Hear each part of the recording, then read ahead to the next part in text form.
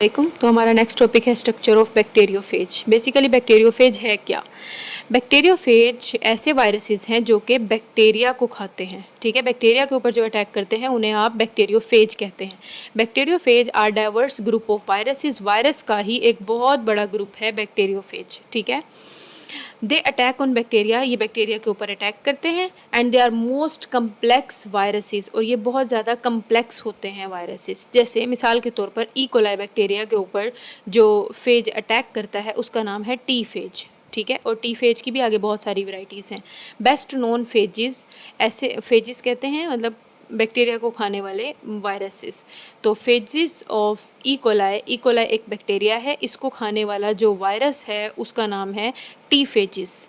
There are many varieties of T phages. T phages की भी आगे बहुत ज़्यादा वेराइटीज़ हैं, लेकिन इसमें जो हमने डिस्कस करनी है वो है T4 टाइप। ठीक है, T4 फेज बैक्टीरियोफेज। ठीक है, बैक्टीरियोफेज में T4 फेज हमने डिस्कस करना है। Parts of T4 phase, T4 phase जो है वो दो हिस्सों पर मुश्तमिल होता है। T4 फेज कंसिस्ट ऑफ दो पार्ट्स हैं इसके, हेड और टेल। पहले हम इसको डायग्राम से समझ लेते हैं, फिर उसके बाद जो है वो इसको रीड करते हैं। T4 फेज की डायग्राम जो है वो हम यहाँ पर थोड़ी रफ डायग्राम में साथ साथ बनाती जाती हूँ ताकि आपको इजीली समझने में आसानी हो। ठीक है, तो T4 फेज जो है उसके दो पार्ट्स हैं, हेड और टेल। ठीक है, तो मैं हेड से स्टार्ट कर रही हूँ। T4 फेज के अंदर डबल स्ट्रैंडेड डीएनए पाया जाता है। ठीक है, तो ये हमारा आ गया डबल स्ट्रैंडेड डीएनए। ठीक है, इसके इर्द गिर्द हेक्सागोनल मतलब 6 साइड्स वाली जो है वो स्ट्रक्चर ऐसे पाया जाता है। ठीक है, इसका ये हमारा आ गया कोर। ठीक है, ये है कोर, और ये जो है ये है कैप्सिड। और कैप्सिड जो है वो प्रोटीन्स के छोटे छोटे कैप्सोमेर्स से मिलके बना हुआ होता है, और इन दोनों को मिला के हम क्या कह देते हैं कि ये क्या है, हेड है। ठीक है, फिर उसके बाद यहाँ पर आ जाती है छोटी सी नेक, और फिर यहाँ पर एक लंबी सी जो है वो टेल आ जाती है। ठीक है, टेल आ जाती है। इस पार्ट को हम क्या कहते हैं, ये है टेल, और ये पार्ट जो है वो क्या है, नेक है। नेक बेसिकली क्या करती है, हेड को टेल के साथ कनेक्ट करती है। टेल के बाहर बाहर वाली जो हिस्सा होता है उसे हम टेल शीथ कहते हैं। और इसके अंदर वाला जो ये दरमियान में बिल्कुल हिस्सा होता है उसे हम टेल कोर कहते हैं। और यहाँ पर लास्ट में एक एंड प्लेट लगी हुई होती है, और यहाँ पर 6 टेल फाइबर्स लगे होते हैं, 1 2 3 4 5 6। ठीक है, 6 टेल फाइबर्स लगे होते हैं जो कि बैक्टीरिया के ऊपर अटैचमेंट में हेल्प करते हैं, क्योंकि इन्होंने बैक्टीरिया के ऊपर अटैक करना है ना, तो ये बैक्टीरिया के ऊपर जो है वो अटैचमेंट में हेल्प करते हैं। ठीक है, अब इसको हम रीड कर लेते हैं। फर्स्ट ऑफ ऑल हम इसका हेड डिस्कस करते हैं। Head is elongated pyramidal. Pyramidal एक ऐसी शक्ल होती है जिसके अंदर दो ट्रायंगल्स जिनकी कॉमन बेस हो। ठीक है, मतलब ये ट्रायंगल की बेस आ गई और एक ट्रायंगल की ये बेस आ गई, ये एक ट्रायंगल बन गया, ये एक ट्रायंगल बन गया, और इनके ऊपर यहाँ पर एक उल्टा ट्रायंगल बन गया, इस तरह वाली शेप। ठीक है, हेक्सागोनल कहते हैं 6 साइड्स, मतलब इसका जो हेड है वो इस तरह 6 साइड्स वाला है। ठीक है, प्रिज्म शेप्ड स्ट्रक्चर, शीशे की तरह, मतलब ऐसे ऐसे वाले स्ट्रक्चर से मिलके ये इस तरह 6 साइड्स वाला स्ट्रक्चर जो है वो बना हुआ है। ये आपने ऐसे डायग्राम बनानी है। ठीक है, capsid is made up of protein, इसके जो कैप्सिड है वो प्रोटीन से मिलके बना हुआ है। ठीक है, ये इसका कैप्सिड आ गया। ठीक है, उसके अलावा core contain long double stranded DNA, और यहाँ पर जो इसका कोर है ये डबल स्ट्रैंडेड डीएनए से मिलके बना हुआ होता है। उसके बाद टेल डिस्कस करते हैं। Straight tail is attach with head, head के साथ जो है वो स्ट्रेट टेल जो है वो यहाँ पर लगी हुई है, लंबी सी टेल लगी हुई है। Tail is made of inner core and outer sheath, अंदर अंदर वाला हिस्सा जो है उसे हम इनर कोर कहते हैं, और बाहर वाला आउटर शीट, और दोनों को मिला के हम टेल कह देते हैं।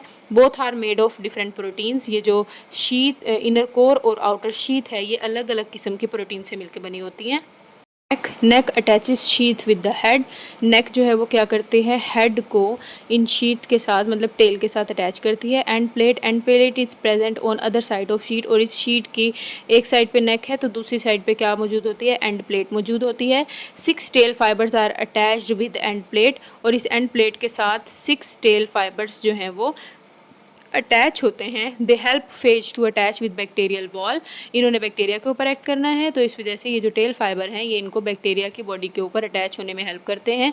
These are made up of proteins, और ये किससे मिलके बने हुए हैं, एंड प्लेट भी किससे मिलके बनी हुई है, प्रोटीन्स से मिलके बनी हुई है। ठीक है, ये इसका कोर आ गया, डबल स्ट्रैंडेड डीएनए है। उसके बाद आउटर जो है वो कैप्सिड है जो कि प्रोटीन से मिलके बना हुआ है, दोनों को मिला के हेड कहते हैं।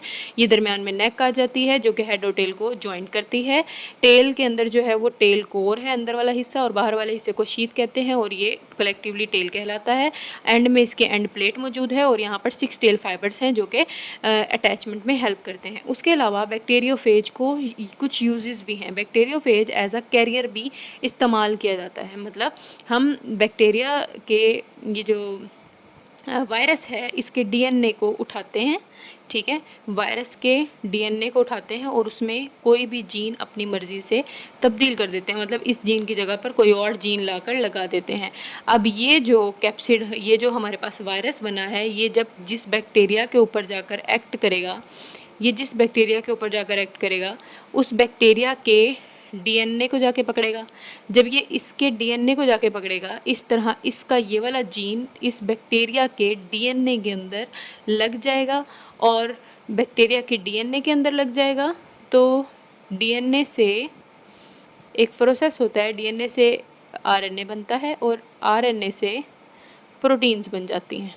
ठीक है, और हम इस बैक्टीरिया से ये प्रोटीन बनवा लेंगे। ठीक है, इस तरह जो हमने यहाँ पर जीन डाली थी वो हमारी जीन बैक्टीरियोफेज के ज़रिए बैक्टीरिया के अंदर चली जाएंगी, और जब वो बैक्टीरिया के अंदर चली जाएंगी तो डीएनए से आरएनए बनेगा, आरएनए से प्रोटीन बन जाएगी, और फिर हम इस बैक्टीरिया को मार के इनके अंदर से प्रोटीन्स को निकाल लेंगे, और उसको हम डिफरेंट चीज़ों के लिए, मतलब डिफरेंट पर्पज़ के लिए उसको यूज़ कर सकते हैं।